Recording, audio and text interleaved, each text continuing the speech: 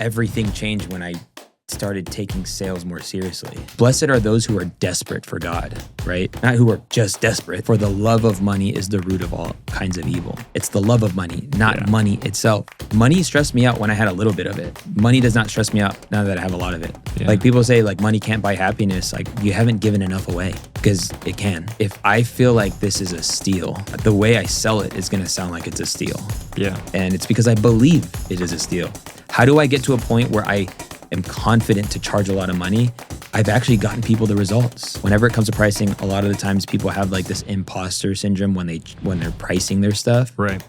And all imposter syndrome is a lack of confidence. Nobody remember you after you die. It's like, then why'd you write a book? Like, no, your book will live after you die, bro. The content you posted online will live after you die, bro. Dude, we're all projecting, by the way. Like, that's all we're doing. Every personal brand that you follow, we're just all projecting who we really are.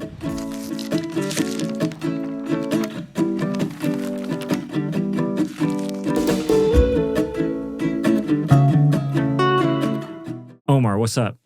Thanks for having me, bro. Thanks for being here. I'm going to start with a deep cut.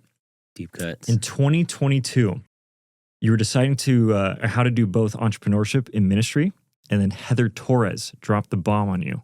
She said, Omar, God has graced you to do both. You tied that to this verse in a post, for the gifts and the call of God are irrevocable. Romans 11:29. So what were your biggest concerns about going all in on one or the other?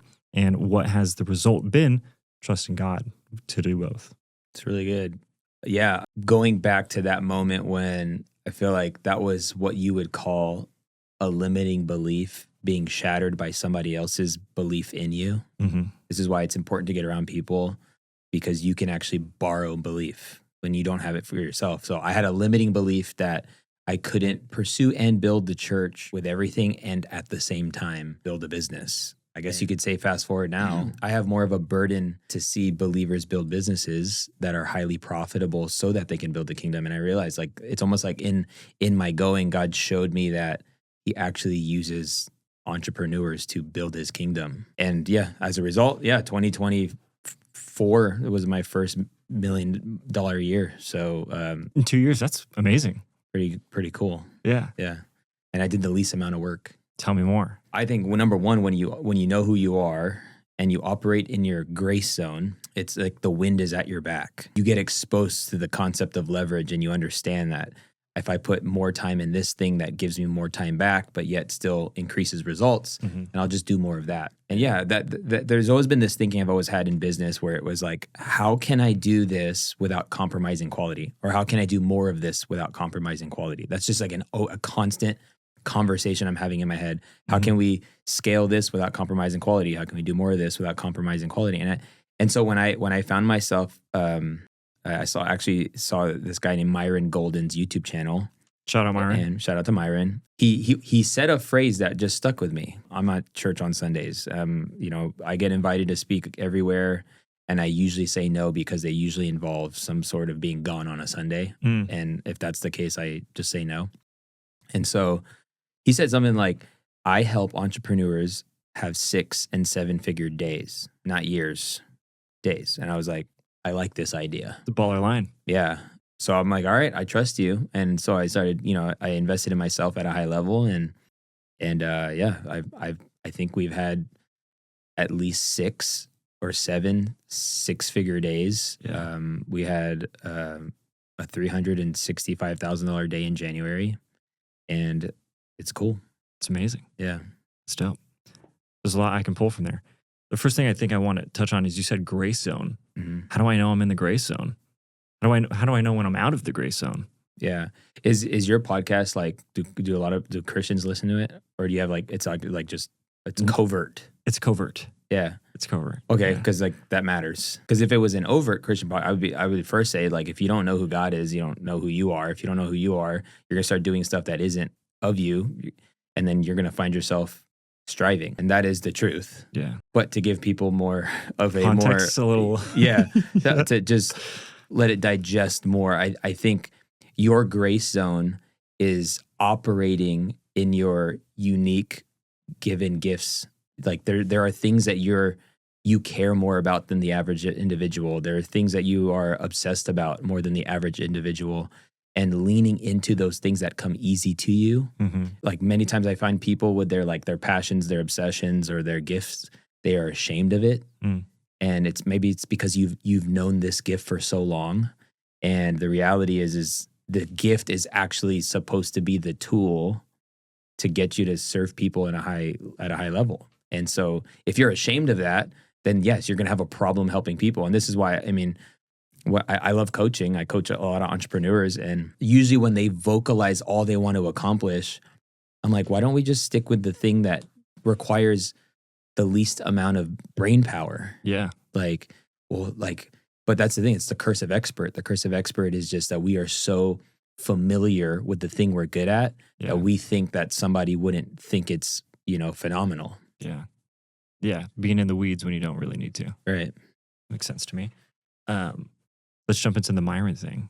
Yeah. From what I know off the top of my dome, I think the entrance to something, what you're discussing, is like a 55K mastermind. Mm-hmm. And then you had those days.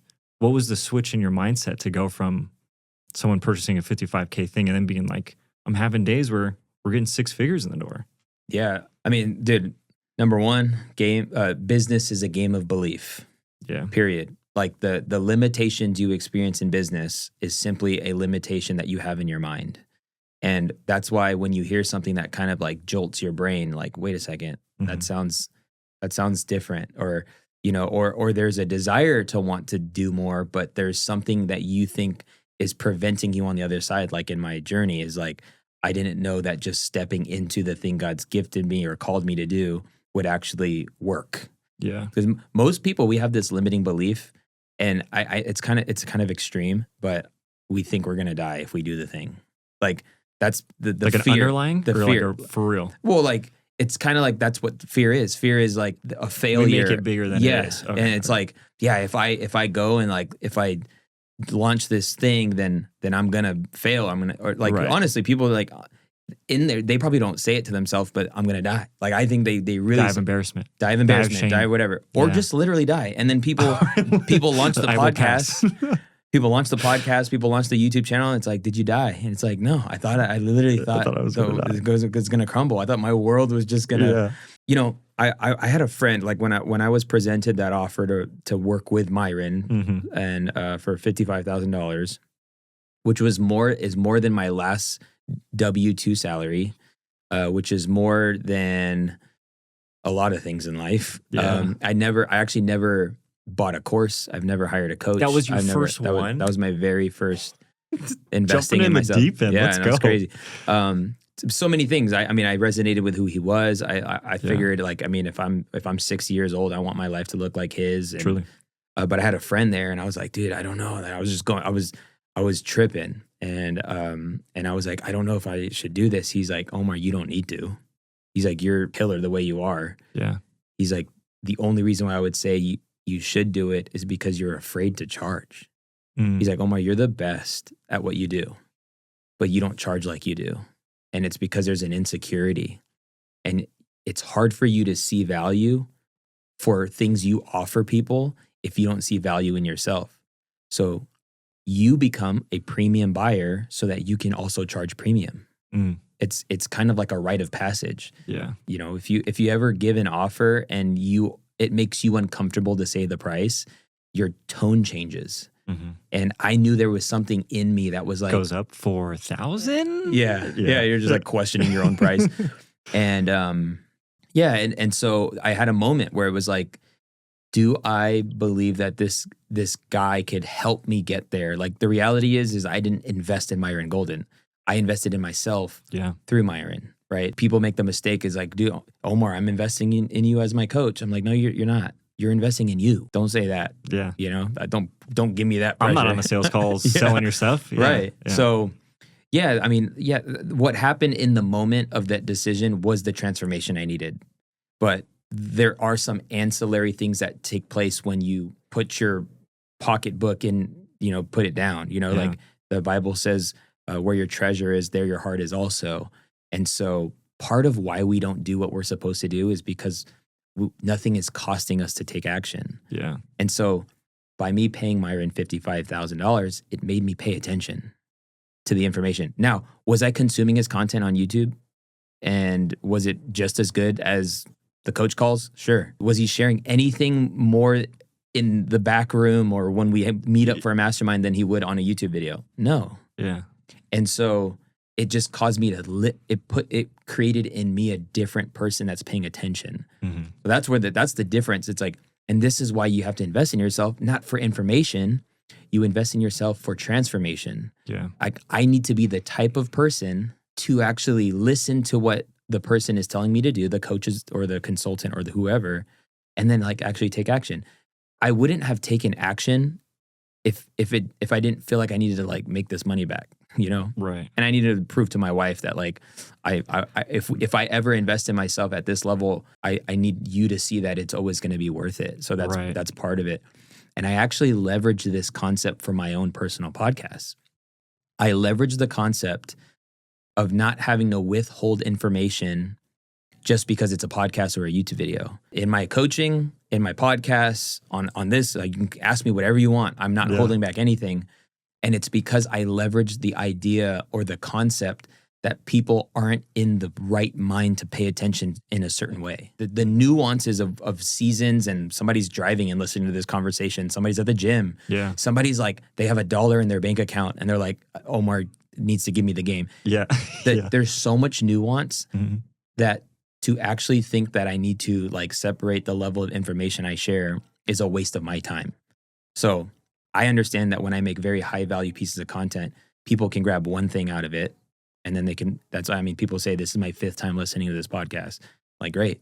Yeah. Because every time you consume it, you become a different person. Because when you take action, you become a different person. So I've read book. You ever read a book twice? That's all I do. I only reread books, really. Yeah, which the first time you read it, you get something. The second time you read it, you get a whole nother something. Yeah. Like, and did the book change? Book's the same. No, the soil changed. Yeah. So like the person reading or consuming the information changed. This happened to me with $100 million offers. Like I never made an offer. I was doing stuff for Think Media, and they were selling a course, but I never like put together offers, you know? And so I read that book. It didn't make sense to me. And then load of hoopla. Yeah.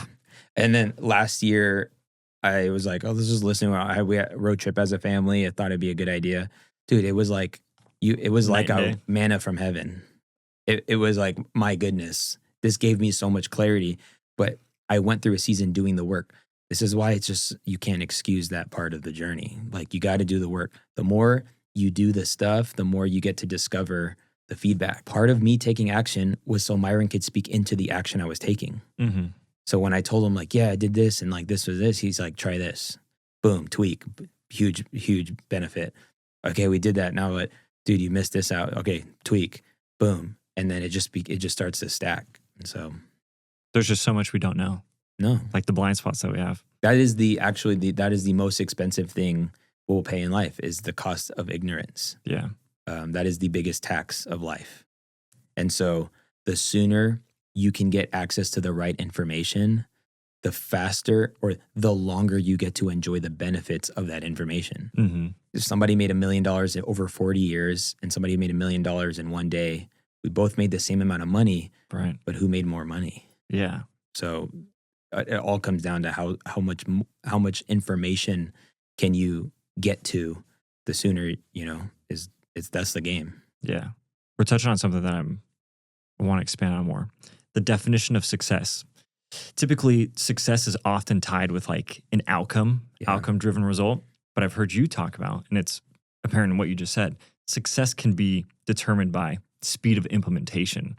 So the more we learn, the more we implement, that's how we should define success, like measure our success. Yeah. Everyone has the right to define what success is for them. Yeah. And I'm not a goal-driven person. And really? No. That's surprising, because you're accomplishing a lot. I'm accomplishing a lot because I'm just sticking with the principles. And then the principles take care of the outcomes. Yeah. When it comes to success, my definition of success really is doing what you want when you want with people you love, right? That's success, That's great. Right? Yeah. For others, people want to work 60 hours a week, even though they don't have to, but that's what success looks like, go for it. Yeah. For me, success is like calling my days good at 1 p.m. and then hanging out with the family. Sounds great. And then being home, being at church on Sundays and being in community. Living a grounded life. I just feel like people go into information consolidation with the intent for it to change their outcomes. Yeah. There is a pattern of the most successful and the most rich people that I know in my life. And that pattern is from time of learning to time of implementing is a very short gap. Yeah. And so I've learned that very ultra successful people, and when I say success, I mean wealthy. I mean materialistic, maybe? Materialistic, but also with time. Like they have the most time in their hands. Yeah. Are the people who have failed more than everybody else. So, and when I say failed, they feedback loop. Yes, that's it. Yeah. And it's like the sooner we can implement the thing, the sooner we can realize whether this is supposed to work for us or not. And it's what's funny is like the game of the business game is like the few things that work for us is the game. Yeah. And so truly. And yeah, we should all redefine success in a way where we actually have control. Like the reality is we don't always have control over outcomes, but we have control over outputs. And so make success. When I ask people, I have this web class and I'm like, yo, what are your content goals this year? Usually people are like, grow my YouTube channel to this, have more engaging content, reach this many people. And their outcome goals, when like we should flip it. It should be like upload a solid video on YouTube once a week. Yeah. It should be, launch an offer and do and perfect my web class. Like these are things I can control, so that's what I mean. That's when I say, there's like that phrase, success loves speed, but it really loves speed of implementation. Yeah. Not the speed of an outcome. Yeah, definitely. Yeah. You mentioned the word community, so I'm going to use that as a quick segue. In each season of your life, you've talked about fighting to maintain 3 types of relationships.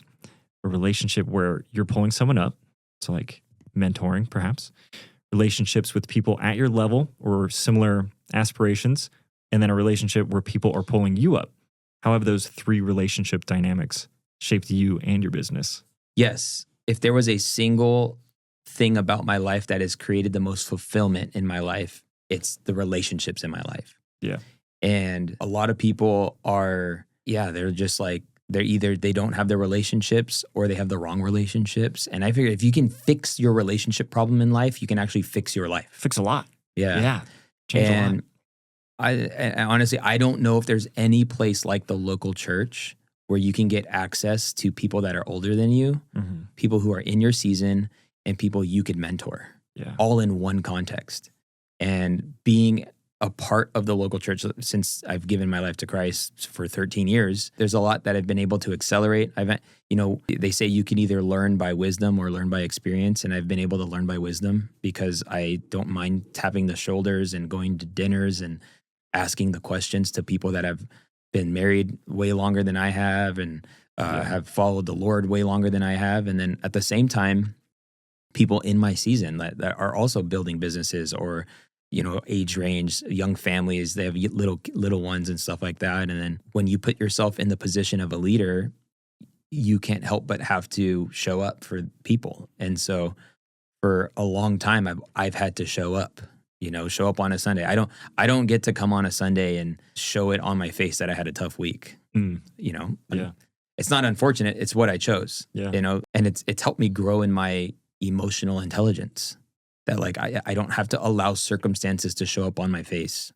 I can actually take a moment, have a second, and then fake it until we get through it for the sake of the cause, the greater cause than my cause right now, because my cause means nothing. And then I can talk it through. And again, I need a relationship where I can vent and talk through this thing that is taking up all my mind and all that stuff. So yeah, man, I think if you fight for those 3 relationships, you'll be so, I don't want to say the word busy. You'll be so consumed doing life with people that I feel like you'll sin less. You'll fail less. You'll have less mistakes in life. You'll stumble less. Whatever. Fill in the blank. So, yeah. Have better priorities in line, probably. Yeah. If you have those 3 things. And it keeps me, dude. Honestly, it keeps me humble. I need to stay humble, bro. Like, Need some people to. I mean, yeah, cool things are happening, Yeah. making a lot of money. I need to stay humble, Yeah. you know, and one way I do that is by staying grounded. You know, With people that are going to be like, Omar. Come or on now. they really know Omar. Like, Yeah. even yesterday, like I got to preach all day yesterday at church, and it's always an honor when I get to do that. Dude, nobody cares that like Pastor Omar has got 100,000 people watching his podcast. Like, who cares, you know? And I don't really leave about a 5-mile radius from my house. Yeah. You know, like Keep the circle small, baby. yeah. And then so I'm still humbled when I go to conferences and people want to take selfies with me. And literally the other day we were at Funnel Hacking Live, which was here in Vegas. And then my friend Macy, she came up to me. She's like, Omar, she's in sales. Mm-hmm. And she actually trains women to become better sales women, I guess you could say. And she's like, Omar, I realized something. I was like, what? She's like, everything is downstream from being famous. Everything in life gets easier when you get more famous. And in her mind, she's like, you're like YouTube famous. Yeah. And she literally says that. And then somebody taps my shoulder and says, hey, Omar, can I take a selfie with you? And it's hilarious because it's like, we're talking about business and we're talking about, I make content that like serves people, but it also markets my business. Like people are thanking me for marketing my business, which is like a crazy concept if you really think about it. Nobody's thanking people who run the Super Bowl ads. Like, hey, I just want to call you Doritos. Thank you. Yeah. Thank you for making that commercial. They're not doing that. I got a bag of chips. It was really good. Thank you for running that commercial. Yeah, no, they don't do that. So, yeah, I mean, it's and that's what's so cool about building a personal brand is when you do it the right way, people thank you for it. Mm-hmm. And I think it's one of the coolest honors, like that people thank me for growing my business. Yeah. I think it's crazy. I know I could be a different way and be like, and just act really cool about it. But no, it's like, it's still weird. No photos, please. Yeah. I'm trying to enjoy my conference. Yeah. Which I don't, I always find when those moments happen, I'm honestly, I'm humbled and honored. Yeah. Sweet. The person that comes to mind is Tony Robbins. Cause I heard, I don't know if this was a study or an experiment or something, but they asked entrepreneurs who Tony Robbins was, and everybody was like, oh, I know, like that's the guy. And then they asked people who aren't in the business space and nobody knew him. And the whole concept was about being a celebrity in your industry and how powerful it is to be important to the people you can actually serve really well. Yep. So I think there's a lot of merit to that for sure. Yeah. I mean, that's kind of like one of like the messaging I use to like grab people is like become an industry celebrity. Yeah. Celebrity of plumbing, baby. For real. Yeah. Like that's, I think is Roger Wakefield. He would be that. Like he's a plumber. Like it's funny you say he's that. The guy. If you go on his YouTube channel, a couple 100,000 subscribers. He has a really strong look, like a really cool goatee, bald head, and he wears these like these button ups with his logo on it. And I've been to a few different like creator events, and he's been there. And then like I think I went to like a trade show thing, and he was there, and it was just funny because it's like all over the place. He's in industry, and he's like an older dude. Yeah, like it's the coolest thing ever. And we live in a world where you can actually create that for that perception of your business or brand, which is really cool. Yeah, it's crazy. All right, let's talk about your relationship with money and how it's changed over the years. Because my understanding is you charged a couple folks $5,000 a long time ago, and then you refunded them a portion of their money, and then eventually like a coach pushed you to charge more, like $3,000 or something like that. How'd you go from someone who was hesitant to charge more to someone who charges a high ticket rate now? Yeah, so I started my coaching. It was $2,000 for a year. Mm-hmm. And before it was $2,000, it was $5,000. And two people paid it. Yeah. And I felt guilty. Yeah. So I refunded them and I said it's actually $2,000, and then they paid the $2,000, and I got 50 something more people to pay the $2,000, which was like a cool payday, but it was still I had to fulfill on it for a year. Now I'm charging around $21,000 to work with me for a year. Yeah. And it's a group coaching program. It's not one-on-one. And I've refunded people multiple times because I would test offers. Like I would just throw it out there. I got a couple guys to do coaching one-on-one for like 10 grand a while back, and we went for 6 months. And in all honesty, I could literally say that I felt like I did my part. Yeah. But because they didn't see results or all they that didn't stuff, put the work in, whatever. I was like, you know what? Here's a 10 back. I mean, I lose because even my sales guy, I already paid him his commission. Like I'd rather clear my name. Like that's all I got. Reputation matters. Yeah. And so, I mean, the first thing, let's talk about money. I think, growing up in the church, a pattern I found was that the church is really good at asking for money, as they should. The Bible talks about money a lot. Jesus talks about money a lot. Yeah, that was one of his most, talked about subjects. Mhm. And it's one thing to be really good at asking for people to give and showing what happens when you give. Mhm. But there was never a context in which you can learn how to make more money. Yeah. And it was like this weird thing. It's like you're really it's a good thing to give generously, but it maybe is not it's not so much a God thing to make a lot of money. But how do you give generously if you're not making a lot of money? There's like this weird thing that's, I don't know. I was just like, there's a disconnect here. And there is this demonic train of thought where if the more poor I am, the more holy I am. Mm-hmm. And I think we get two scriptures messed with. Number one, when Jesus says, blessed are the poor in spirit, Mm-hmm. he didn't say blessed are the poor. He said the blessed are the poor in spirit, meaning blessed are the people who always live in a desire, or I guess you could say a reliance on God. Like I need you, a desperation. Mm-hmm. Like blessed are those who are desperate for God, right? Yeah. Not who are just desperate. Yeah. Right. So Yes. So that's one they mess up. The other scripture that gets messed up is, for the love of money is the root of all kinds of evil. And it's the love of money, not money itself. Now, how do you know money has your emotions? If it stresses you out. So that tells me if you have a little bit of it, money stressed me out when I had a little bit of it. Money does not stress me out now that I have a lot of it. Yeah. So there's a train of thought where like people who have a lot of it, it controls their life. When really no, I actually don't have to pray about giving it away. Yeah. Like people say like money can't buy happiness. Like you haven't given enough away, because it can. You give enough money away, like it does make you happy. Like I'm happy because I know when somebody comes to me with a need and I feel a little prompted to help with that need, dude, I don't have to pray about it. Yeah. Because I'm a farmer. Tell a farmer there's good soil when he has seed. It's a no-brainer. Yeah. Right.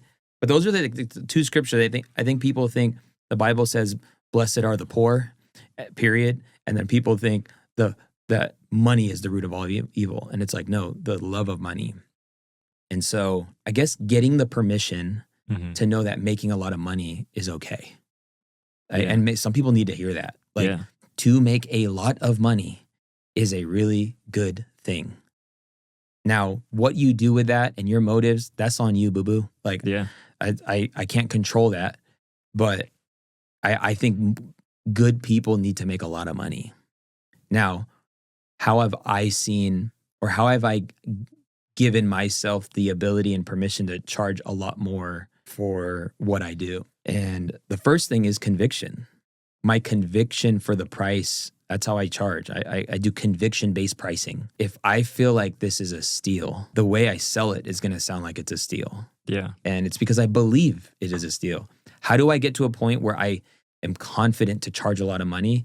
I've actually gotten people the results. Right. Like if you're in the online space and you can guarantee a result if people just do what you say, you should charge in a way that makes the most sense. Like it makes no sense for somebody to get the skills and the know-how to make $42,000 in a month and like only pay $2,000 for a year that coaching. There's something off. Yeah. So a lot of my confidence has come from conviction and also getting people results. Whenever it comes to pricing, a lot of the times people have like this imposter syndrome when they're pricing their stuff. Right. And all imposter syndrome is a lack of confidence, and you get confidence from proof. You got to do it. You got to do the work, or you have to have done the work, or you've had to help the person. And I think one of the best things people can do as they build their businesses is to track the stories, track the wins, track the results. And I wish I did that early on.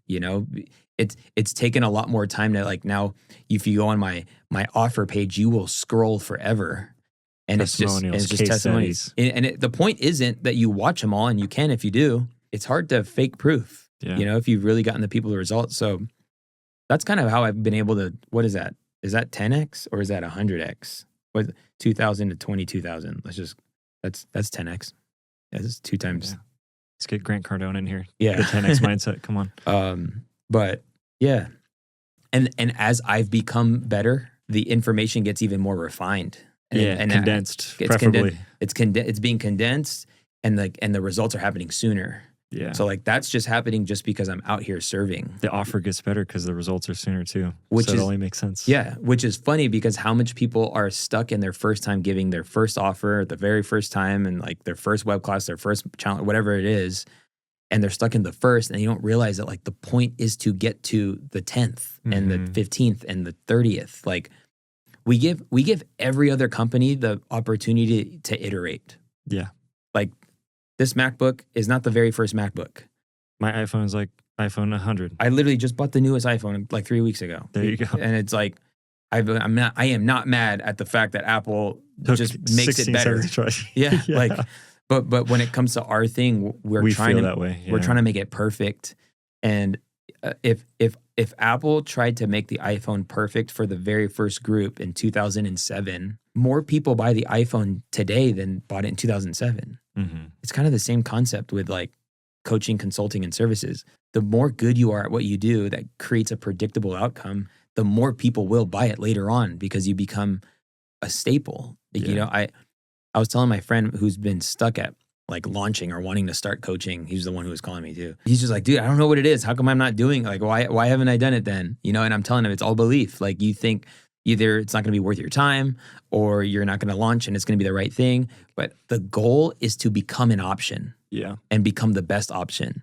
So when people are buying things or people are investing in themselves, what they're doing is they're like, who should I do this with? Who can I trust to? Who can I trust? Who's getting the people the results? Like this is all conversations that are happening in their mind before they even get presented your offer.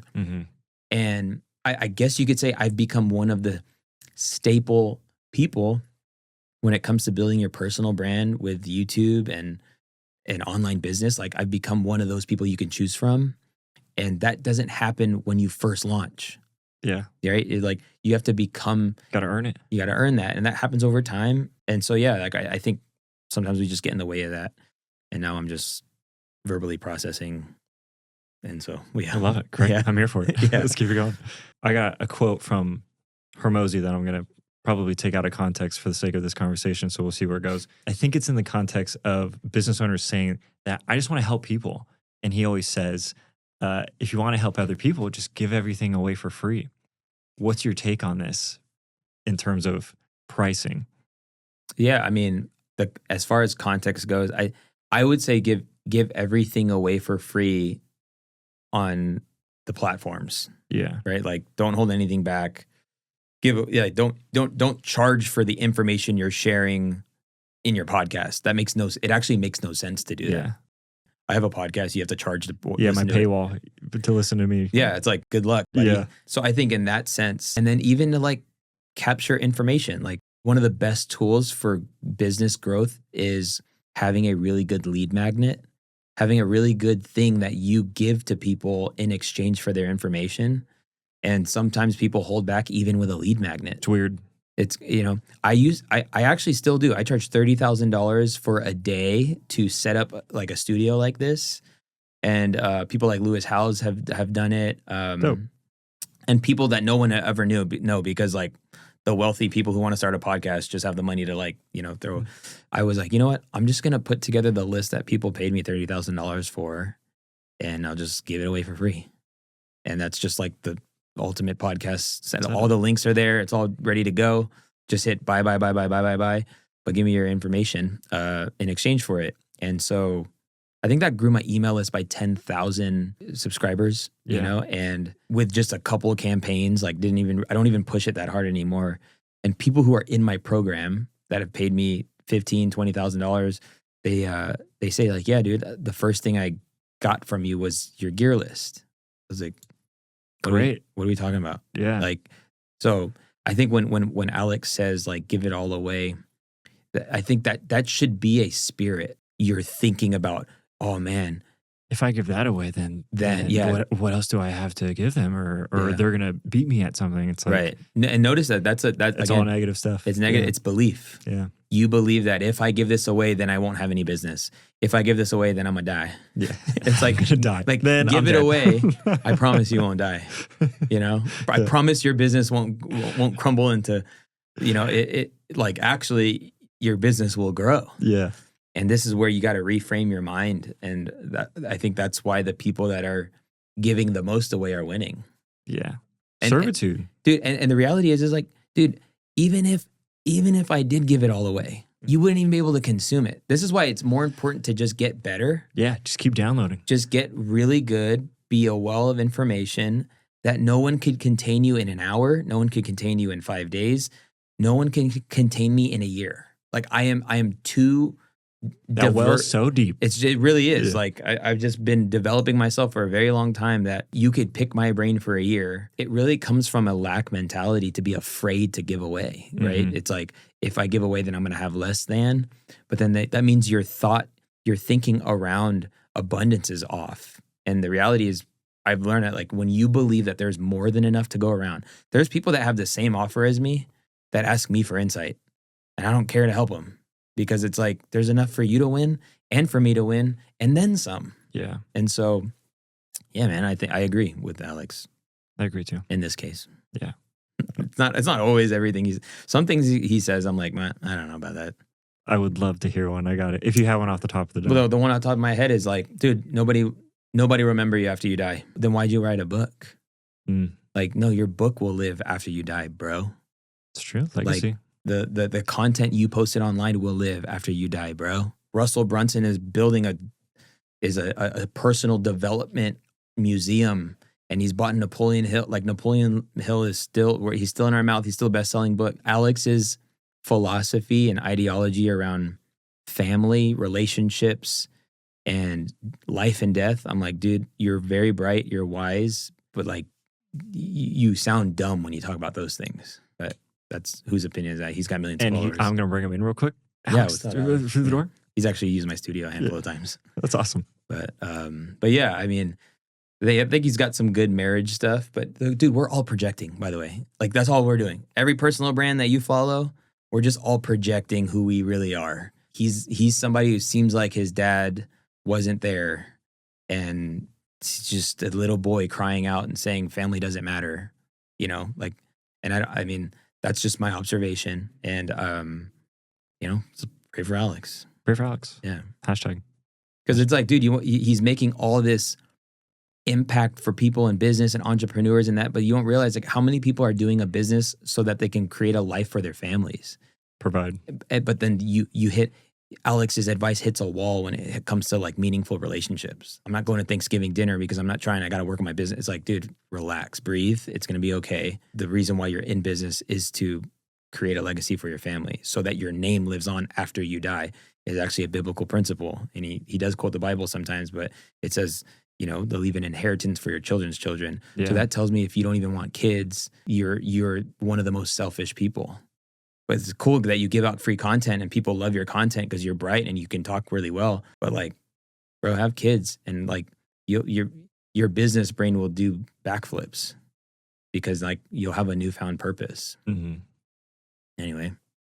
I love it. Yeah. Hell yeah. I'm going to segue to even more hot takes. So you have a couple one-liners that I really enjoyed. So I'm going to run through a couple of these one-liners and you can choose whichever one you'd like to expand on. The power of awareness is that awareness gives you power. Bar. What you believe about a thing is what you live about a thing. You don't build wealth without being generous. Everything communicates. Everyone is afforded a personal brand, but you only get one. Servant is an identity, not an activity. Which one of those you want to run with? Do whichever one you want to run with. Any of them? Oh my gosh. You need to copy paste, send that to Art so we can tweet those. I've said some of them. Yeah. Thought other ones. Whichever one, which one resonates, that makes you kind of think? Ooh, I think the one that makes me think is you don't build wealth without being generous. Yep. I think it's so true in multiple facets, but I think it's often unrealized or not thought about for most entrepreneurs. Yeah. In terms of if someone is watching someone aspire to be an entrepreneur with the motive to be generous, I don't know if that's always seen. Sure. I mean, I like I said, I live by principle. And I've also met people who don't live by principle that have a lot of money. And you realize that money isn't the thing that's going to create fulfillment and contentment in life. Literally, there was a guy that came to the workshop. He's just wrapped up a year with me. He retired himself at like 38, and he's 43 now, and he's just been like Chilling? he's been chilling. Wow. The only thing on his calendar for the last however many years has been basketball. Like he plays basketball Sweet. a couple times a week, and that's the only thing on his calendar. The only thing. There's so much time. I know. What do you do with all the time? I don't know. So he's wealthy, and he got there because he believes in generosity and also wise stewardship, and that he's gotten to that place. But with his daughter in mind, he's happily married and all that stuff. But like, there's a level of consumption in that journey where now it's left him like the only thing that will make his life better is to figure out ways to give. The reason why I feel so fulfilled at such a young age, even though everyone young feels like they're late in life and all that stuff, is because I know I'm changing lives from every facet. Like I believe that the reality is wealth is also my definition of success, being able to do what you want when you want, with the people you want to do it with. And that could be achieved at a very young age. That can be achieved not in retirement. I don't actually believe in retirement. And maybe that's where people get backwards. They think wealth is retirement. So, whatever you do to get to retire is the same thing you got to do to get wealthy. And the reality Retire, and then you die. Yeah. Everything is then you die. Right. Everything you die. And so, yeah, the reason why I think you can't build wealth without giving is because wealth sits outside of time. It's actually where you tap into a new level where time and money isn't being traded. Mm-hmm. It's money for value that's being traded. It's, when I think about wealth, I feel like I'm wealthy when it comes to attention, because every 48 hours I get about 12,000 views on my podcast, and that's outside of time. A form of currency. Yeah, it's a form of currency. Like, I mean, the other day I got 22,000 watch hours in one day, which you divide that by 24, it's like 35 days. Like 35 days of time spent on my brand. That's wealth. I've created this engine that brings wealth. It's not the traditional wealth, and then there's like the real estate investing and all that stuff. Yeah. But when I say give, to accumulate and to get all these money goals for it to just live with you, you won't feel wealthy. You'll feel empty. And so that's what I mean by that. It's great. Yeah. It would suck to have wealth and feel empty. Yeah. Be a real bummer. I got another one-liner for you that didn't make the first list. Here it is. The conversation you're chasing is dictating your future. So you've been able to surround yourself with people that are able to have those six or seven-figure conversations with you. Ryan Pineda, Myron, Ruslan, Neil, and of course, Sean Cannell. In 2012, Sean said, meet me at the church. Let's time batch some church news. Let's get to it. Over the past 13 years, what have you learned from your friendship with Sean? Over the past, dude, my gosh, there's a lot. Well, number one is, that entrepreneurship is building a platform for other people to stand on. Like, you're creating a space for other people to thrive, for other people to experience blessing, for other people to become better at what it is they do. Sean didn't have to give me a platform on Think Media, and he did, to the point where people thought like I owned the company. That's crazy. Yeah, which is like a very cool thing. I would imagine for Sean, that's a cool thing. Like, dang, dude, I don't have to be like, when you learn that like people are making the business work for you and you don't have to show up, that's actually like, that's winning, Good systems. Yeah, for real. But I also learned, with Sean that like, and I think he wouldn't mind me sharing this. I hit a ceiling at Think Media. Like I felt like there was more. I felt like I was more than, at the time they were just selling $1,000 product. I was just like $1,000 just doesn't seem right. Like, I'm listening to other conversations where people are talking about having $1 million days. Yeah. I'm like, how do we have $1 million day? Like, we can't spend $1 million. That's so many thousands. Yes, it's 1,000 thousands. Thousands. Wow. Yeah. And so then I just started growing. My belief started growing, and even just like being able to see value from a different point of view, and it's less about information. It's more about transformation, And then it's also about who you're serving. There are people who look at $1,000 price point and they're like, this must not work. There are people that look at $1,000 price point and they're like, geez, I gotta put this on a credit card. Yeah. So I don't know. I just would rather help the person that has $20,000 to solve this problem. Yeah. You know, so like, and the problem I help people solve is a little different, but you know what I mean. So that's kind of where we had the conversation where it was like, okay, this is no longer working out, you know. And I always said, like, as long as this makes sense, I'm here. Mm-hmm. And it got to a point where it seemed like it didn't really quite make sense. And so like February 24, I like uploaded my last video and we were like, all right, go, we're good. And so, but yeah, me and him, we still talk. He literally just came over for dinner last week. And Nice. I learned from Sean, just, you know, just sticking to your values and don't shift with like the cult. Like it's funny because like with entrepreneurs, we have this thing called like shiny object syndrome. And, Truly. you know, Sean could have done a million things. He had the brand to be able to do all million things, but he was just, you know, I commend him for his focus. Like, nope, this is what we do. This is what we do. This is all we do. And like even to this day, like they're doing good work, you know, helping a lot of people. It's crazy because like when you become a different person, you realize how stupid conversations are and how much like you can literally waste time. Me hanging up the phone on Steve before he even you know, I even picked it up. Every time I get on the phone with Steve, it's a life-changing conversation. Like every time my friend Neil calls me, it's a life-changing conversation. And then sometimes I hang out with my peers that are like in the same season as me, and we're talking about Luka getting traded to, And do it. you know, and it's just like I don't know if I care. Yeah. I'm not gonna watch the game, man. I'm not gonna. It's like and I actually, by the way, my opinion on that is like I feel like NBA needed to do something because nobody cared about the NBA. It's like it was a marketing stunt, you know. But anyway, that's besides the point. Yeah. Just like just nonsense conversations. I'm like, bro, literally, like we could be talking about something else. And I get it. Like if that's what you like to talk about, cool. Yeah. I just realized that like a conversation can change the trajectory of your life. And I just found that certain driven individuals like having driven conversations unto something. That's where it's like, it's true. Like you are a product of the conversations you have consistently. And so change your conversations, change your life. It's good.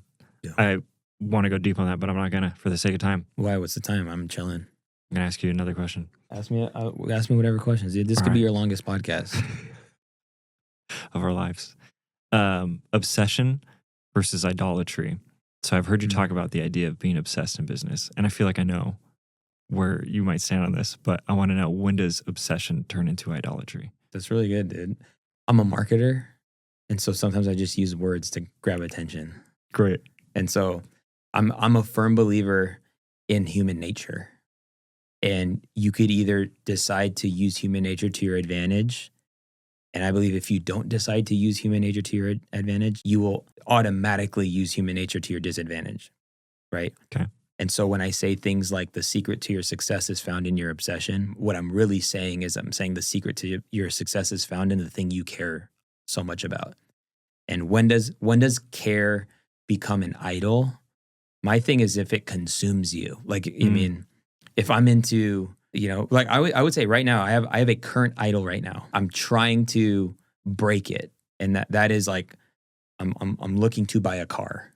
But honestly, it's because we want to give away our car. Mm-hmm. I want to give away a car, give Amanda the current car we have, an Audi e-tron. It's a little electric vehicle. But I'm like, dude, I don't know. Do I buy a G-Wagon?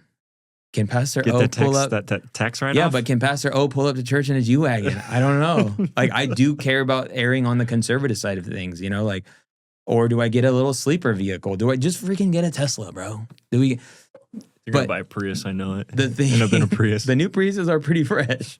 They're all the same price, though. Every car is like 40 grand, 50 grand. But my thing is, because it's consuming me, I realize it's an idol. Right. So I know it'll be really good for me to give away this car that we have that's paid off, and we don't need to give it away and we could still drive it to the ground. But that's how you know an obsession becomes an idol. You know, and the reality is nothing should take up your first place other than God. Matthew 6:33 says, seek first the kingdom of God. The word picture there is to actually have God at the center. Like God should be at the throne everything else should come from that place as opposed to an order system. It's more about like God at the center. Everything else flows from that. And yeah, I mean, nothing beats having God be your obsession. If that's like your true obsession, you're going to be A-okay in life. Yeah. Love it. Let's talk sales.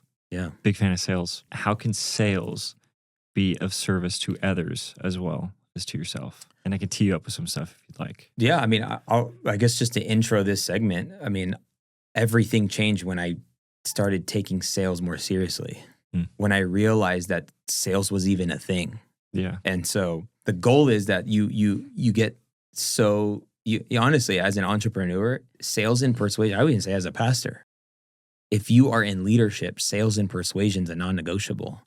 And you need to learn sales and persuasion so much to the point that it's natural, that you do it without knowing it, right? Like I was selling this entire conversation. People are sold on me on this conversation that didn't take as much intention as it used to, because I realized that when you learn sales and you really become a salesperson, it's a natural overflow, right? So let's go. Love it. I'll tee you up with another one. For sales, you talked about you become a better listener, and better listeners become better at solving problems, and then you're overall a better communicator. I actually think sales also, it can have a connotation of being salesy or swarmy, but I really think, and the word you've used earlier, conviction, is so true for sales, because if you believe you can help someone and you know you can, and all it takes is them having the belief from going from I don't know to yes, I feel like that's so valuable because you can actually make a difference in people's lives, but you have to believe it. Right. This is something Myron taught me. He said that there's a difference between convincing and persuading. Like when you convince somebody to do something, you're making somebody do something They don't want to do. for your own benefit. Yeah. When you're persuading somebody, you're showing somebody, you're helping somebody get out of their own way about doing something they should do that is good for them and that also benefits both parties.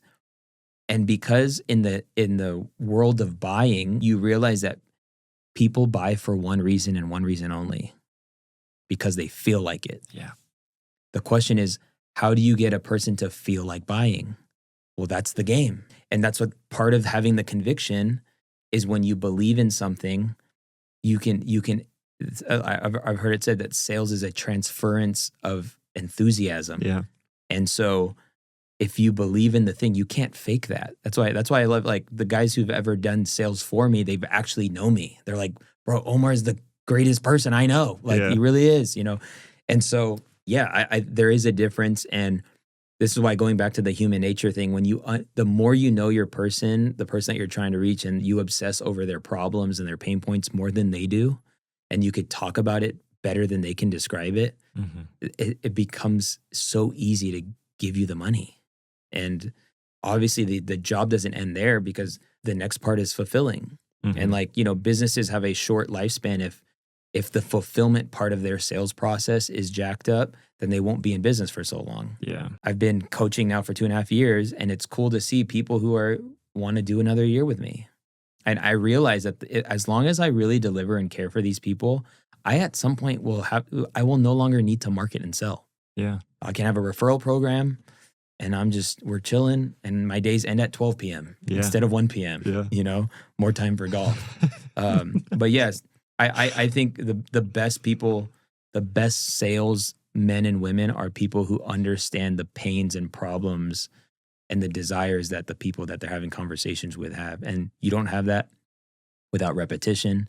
You don't have that with actually helping people from point A to point Z, and then being able to create what I like to call educated assumptions, and speak from a place of know-how, and instead of speculation. Yeah, for sure.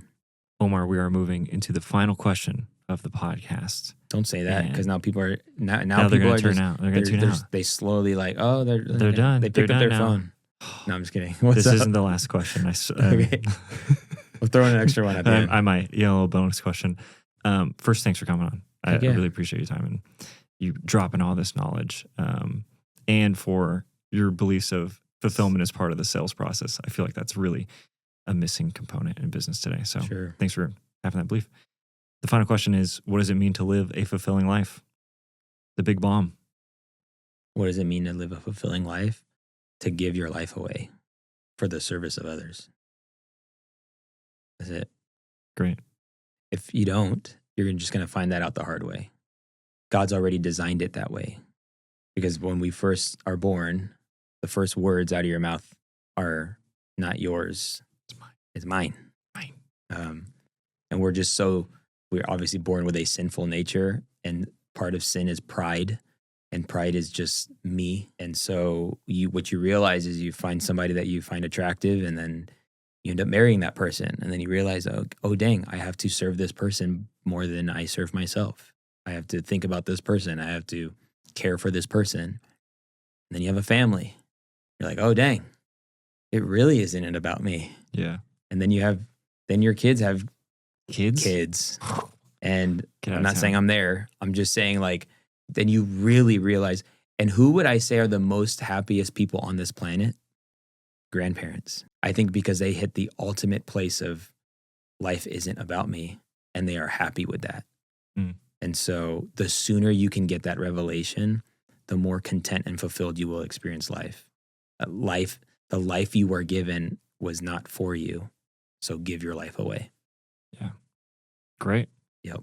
Where do you want the people to go? You can do it wherever they want to go, bro. Okay. I mean, they can check All me right. out. I got a podcast called The Department, and we talk about personal branding, online business. I do these like things called challenges, and they're kind of like 5 days of coaching for $200. Nice. And it's kind of an unreal offer. And it'll help you get clarity around your personal brand, your YouTube channel, your messaging, and also your offers and stuff like that. So it's called the Content to Cash Challenge.